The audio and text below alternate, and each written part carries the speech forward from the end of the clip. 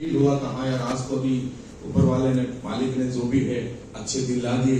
अब जिंदगी में कोई परेशानी नहीं आएगी। घर में मैं बड़ा था, दो छोटे भाई। तो मैं तो सच बोलता हूँ, आज भी इनके पास, बेचारों के पास कोई जॉब नहीं है, पढ़े लिखे है नहीं, गवर्नमेंट जॉब मिला नहीं। अब प्राइवेट सेक्टर में कितना मिलेगा उनको, ज्यादा से कितना मिलेगा?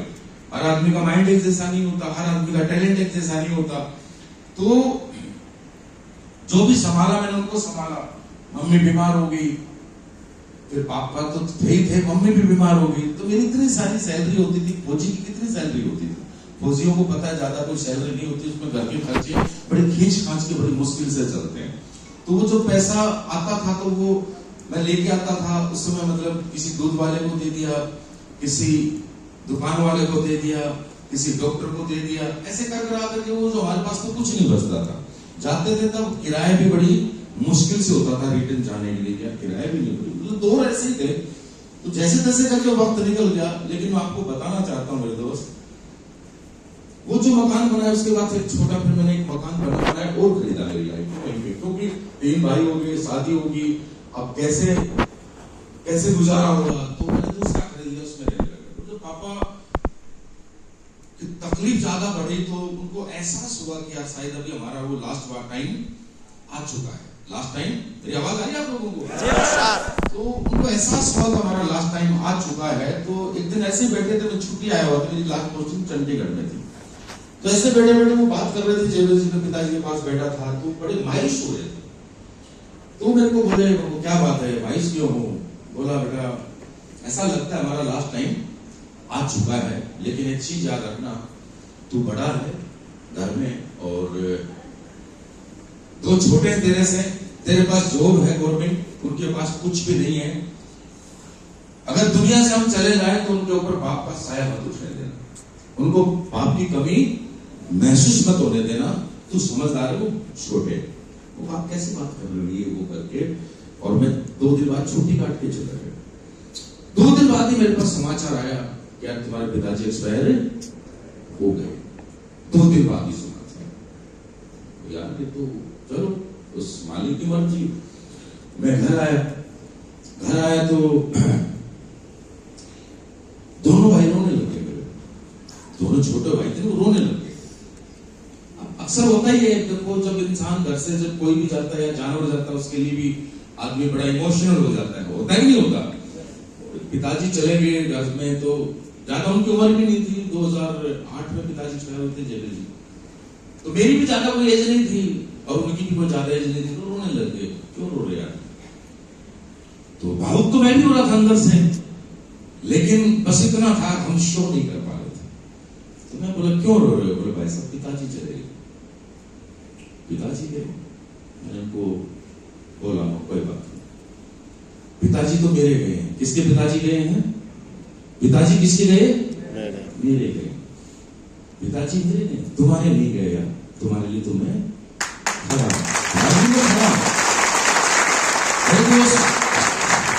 मैं पिताजी गुजर के गया, छुट्टी काट के मैं चंडीगढ़ पहुंचा ही था। बड़ी टेंशन में था, बड़ा सा दिमाग ये वो बिल्कुल हिला हुआ था। सुबह चंडीगढ़ अर्ली मॉर्निंग में पहुंचा। हरियाणा अपने दादरी से बस चलती थी, दादरी से बस चलती थी। रात को 9-10 बजे उस बस से मैं गुजरा, निकला तो सुबह 4 बजे चंडीगढ़ पहुंचा। चंडीगढ़ पहुंचा, फिर मैं जाके सोया। बहुत परेशान था, मतलब नींद से भी परेशान था, क्योंकि घर में ऐसी ट्रेजेडी। शाम को ही मेरे पास फिर 5 बजे मैं शाम को मैं घूमने के लिए ऐसे निकला, मुझे थोड़ा माइंड फ्रेश हो जाएगा, थोड़ा घूम के आएंगे। बड़े बड़े दिमाग में वो एक विचार आते रहते ना। मैं जैसे घूमने निकला, मुझे वो जगह आज भी याद है, वार कॉलेज कमांड है वहां पे, चंडीगढ़ बोला है, चंडीगढ़ जेबल जी, हाँ यस। तो जैसे मैं कमांड से निकला तो चढ़ाई से डाउन आते ना, एक कोना, वो जगह मुझे अभी भी याद है। मेरे भाई साहब, बड़े अब्बा के लड़के का फोन आया, हेलो, हाँ उसमें फोन था मेरे पास, हेलो भाई कहाँ है? वहां। बोला, यार तेरी मम्मी एक्सपायर। कमाल हो गया, मेरा वापिस आना मुश्किल हो गया। तो भाई साहब रात फिर निकला, आया, चल भगवान खुदा ये कोई हमारी परीक्षा ले रहा है। क्या ले रहा है? परीक्षा ले रहा है, कोई बात नहीं। तो आया, भाइयों को संभाला, परिवार को संभाला, अकेला था। लास्ट में मैं रिटायरमेंट के लिए गया, मुझे आना पड़ा। मैं रिटायरमेंट लेके आया, आकर के फिर जो है मेरी सोच थी कि वो ठीक है यार, 2 बेटे हैं, एक काम करेंगे, अपने काम करते हैं, दोनों बच्चों को पढ़ाते हैं, पेंशन। और अब मेरे पास देने के लिए तो कुछ नहीं था, कि जब मैं आया तो मेरे पास 16.5 लाख रुपए लेके आया था, टोटली 16.5 लाख। तो 4.5 लाख रुपए तो मेरे पे ऑलरेडी कर्ज था, तो पहले तो कर्ज ही देना पड़ेगा ना, वो कर्ज दिया राजेंद्र जी मैंने। फिर मैं बच्चों को लेके गया, तो मैंने सोचा यार अभी कैसे करें, दोनों भाइयों के पास मकान, झगड़ा। मैंने एक जो मकान थे, अब चाहे उनको प्लास्टर था या नहीं था, वो कच्चे थे पक्के, मतलब मेरी तरफ से मैंने दोनों भाइयों को दे दी, भाई तुम अपना टाइम पास इनमें करो, मैं कहीं भी जाऊं कहीं भी रहूंगा, अब चिंता मत करो। मैं झुंझुनू चला गया, वहां मैंने किराए का मकान ले लिया। और मुझे अभी भी याद है, किराए का मकान भी इस टाइप से लिया था, उस मकान को वो नहीं थी, खिड़कियां नहीं थी, हमने के ये येलो कलर की वो नहीं आती क्या, रेक्सिन टाइप के आते हैं, हमने छोटी छोटी खिल्ले लेकर के ठोक करके ऐसे उसको फिक्स कर दिया, मतलब सर्दी गर्मी हवा उससे बचने के लिए। तो जब तो नहीं थे, वो ठीक है भाई, उस मकान में रहना शुरू किया, बच्चों का एडमिशन, कुछ बच्चों की पढ़ाई भी लगी। मेरी की सोच थी तो क्या बच्चे पढ़ जाएंगे तो भी ठीक है, माइक में ओके, तो बच्चे पढ़ाई कर लेंगे, ये कल को नौकरी लग जाएंगे तो अच्छा हो जाएगा। लेकिन चारा मेरे पास कुछ नहीं था, कोई साधन नहीं था, कोई चारा नहीं था। भाइयों को वहां छोड़ दिया, वो भी अपना टाइम पास कर रहे थे, जैसे तैसे करके समय निकल रहा था। तो मेरे मामा जी ठेकेदारी करते थे, तो मेरे मामा जी के साथ मैंने फिर क्या किया, उनके साथ क्या, मेरी पेंशन उसमें 12,000 थी जेबी सर, 12,000 पेंशन थी। उस 12,000 पेंशन में घर के खर्चे तो नहीं चलेंगे, 12,000 में घर के खर्चे नहीं चलेंगे। तो वो मैं क्या किया, मैंने सोचा जॉब तो करना पड़ेगा। मैं जॉब तलाश रहा था कि यार मैं क्या करूं, तो रिटायर फौजी 10 पढ़ा लिखा आदमी हूं मैं, मेरे को ज्यादा कोई 15-20 हजार से ज्यादा मेरे पास ऑफर नहीं है। 20,000 रुपए अगर मुझे मिलते हैं तो मुझे घर छोड़ के बाहर रहना पड़ेगा किसी अदर सिटी में, और लोकल सिटी में झुंझुनू में मुझे 12,000, 10,000, 12,000, 10,000, ये गार्ड की नौकरी, एटीएम में गार्ड, ऐसा ही मतलब कुछ।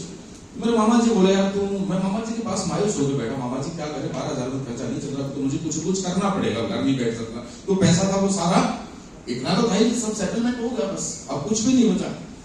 तो बोला तू नौकरी करेगा कितना पैसा मिलेगा, वो भाई 10 भी मिल सकता है, 15 भी, 20 भी, इससे ज्यादा तो क्या देंगे। तो बोला एक काम कर, तू मेरे साथ काम करो, तो मैं 10-15 हजार रुपए मैं दे दूंगा, तेरे साथ घर के घर में। तो मैंने उनके साथ ठेकेदारी में काम शुरू कर दिया। और क्या आवाज आ रही है, तो मैं मामा जी के साथ मैंने ये डिसाइड किया कि वो ठीक है यार, 10-12 हजार रुपये ये देगा, कुछ अपना काम चल जाएगा। तो कभी दे देते थे, कभी नहीं देते थे, लेकिन बच्चों का किराए का मकान, बच्चों की फीस, दूध, भाई देखो सीधी सी बात है, किसी के घर में 2 kg की डिमांड है यार, लेकिन ज्यादा तो नहीं, आधा kg चाय के लिए तो हमें भी लेना ही पड़ेगा ना, लेना पड़ेगा नहीं। ऐसा तो नहीं सारे घर वाले हम दूध पी रहे थे, सारे लाओ भाई 1-1 kg दूध पिएंगे, लेकिन चाय के लिए तो बनाना ही पड़ेगा। तो ये सारा जो चल कर करा करके बड़ा मुश्किल हो गया था। एक दिन इत्तेफाक से मेरे दोस्त ऐसा हुआ, मेरी पेंशन बंद हो गई। पेंशन बंद क्यों होगी, एक लाइफ सर्टिफिकेट देते हैं सर, देते हैं, वो लाइफ सर्टिफिकेट मैं नहीं दे पाया, मैं काम में ऐसे ऐसे कुछ बिजी हुआ, वो दे नहीं पाया, वो मेरी पेंशन तुरंत बंद कर दी, पेंशन बंद कर दी। अब पेंशन बंद और मामा जी का भी काम, क्योंकि वो तो जब काम रहेगा तभी तो पैसे देंगे ना, तो उसका भी काम बंद। और मेरे अकाउंट में रियली मैं आपको आज बताता हूँ, आप यकीन करना, क्योंकि देखिए वो बोलते हैं हम कुछ सीना फाड़ के तो दिखा नहीं सकते, लेकिन मैं आज आपको बताना चाहता हूँ, ये मेरी जिंदगी कुछ बातें हैं जो आपको बताना चाहता हूँ, ये ट्रेनिंग नहीं है। तो हुआ क्या मेरे दोस्त, उस दिन मेरे पास कोई ऑप्शन नहीं, और मेरे को बहुत भयंकर बुखार चल रहा, और 2 दिन से बुखार, जबरदस्त बुखार। तो मेरे अकाउंट में 1 रुपया नहीं, जयवीर जी मैं आपको बताना चाह रहा हूँ आज कुछ बातें, मेरे अकाउंट में 1 रुपया नहीं, 1 रुपया नहीं। और मैडम मेरे को बोल रही है आप जाइए, घर में सब्जी भी नहीं है, और आप दवाई भी लेके आओ, मार्केट जाओ। मैं चला मार्केट गया, तो मेरे पास 1 रुपया नहीं। अब मेरे एटीएम मशीन में पैसे होते हैं या एटीएम में होते हैं, मशीन में। पैसे किस में होते हैं, अकाउंट में। पैसे अगर हमारे एटीएम में होंगे ना तभी मशीन देगी, नहीं तो उसके अंदर 25 डालो निकालो, कोई फर्क नहीं पड़ने वाला है। ऐसे थोड़ी कि एटीएम दे दिया तो पैसे निकालो।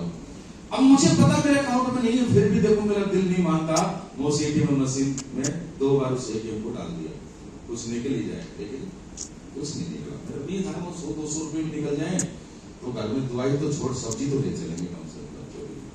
नहीं निकला। मैं मामा जी के पास गया, मैं रियली बताता हूँ, परमात्मा की कसम खाई बोलता हूँ, मैं झूठ नहीं बोलता।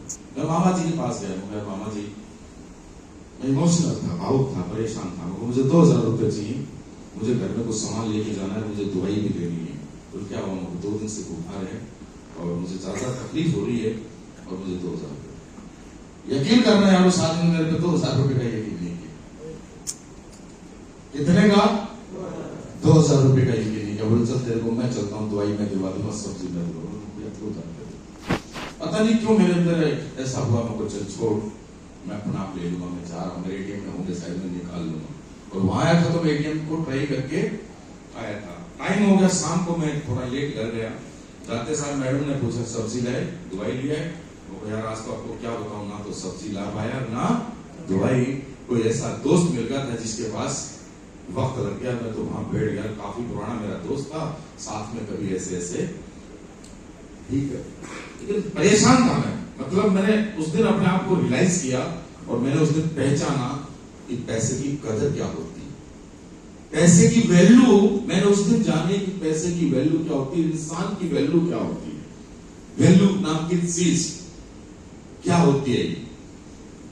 रात को सर्दी का टाइम था, मैंने रजाई ओढ़ी, खाना मेरे से खाया नहीं गया, वैसे अपसेट सा हो गया मैं, और मैं रोने लग गया। मेरे से रुका नहीं गया, भयंकर रोने लग गया। कोशिश की मैं रोकूं लेकिन रुका नहीं गया। तो मैडम ने रजाई बोली, क्या बात है? वो कुछ भी नहीं, मम्मी पापा की याद आ गई। बोला नहीं, कोई तो तकलीफ है, कोई तो तकलीफ है। कुछ नहीं है, उसको एहसास हुआ। तो मैं आज भी एक लड़का है वो जिसको भूल नहीं सकता। सुबह उठा मैं और जगत नाम उसका, रांची का है वो लड़का, सिग्नल पे। मैं उसका एहसान जिंदगी में नहीं भूल सकता। जो बोलते ना आदमी, कौन आदमी किस वक्त क्या किसके लिए क्या करता है कोई पता नहीं। कुदरती हम चंडीगढ़ 7 बजे मैंने जगत को फोन किया। उसको छोटा भाई बेटे के समान ही मानता था और मैंने उसको फोन लगाया, जगत कैसा है? नहीं, उसका खुद का ही फोन आ गया, सर कैसे हो? वो जगत बढ़िया है। बोला सर मायूस नजर आ रहे हो। वो नहीं बेटा कोई नहीं, बता बच्चे कैसे, भाभी कैसे, भाई कैसे हैं? ये मतलब मेरा बहुत अच्छा क्लोज रहा वो, तो सब बढ़िया है यार। बोलो मायूस नजर आ रहे हैं। तो मैडम ने बोल दिया जगत को बता दो। मैं नहीं यार, इसको ये सब छोटी मोटी चीजें कोई बताने वाली है, ये कोई बड़ी बात थोड़ी है, कोई बड़ी बात नहीं।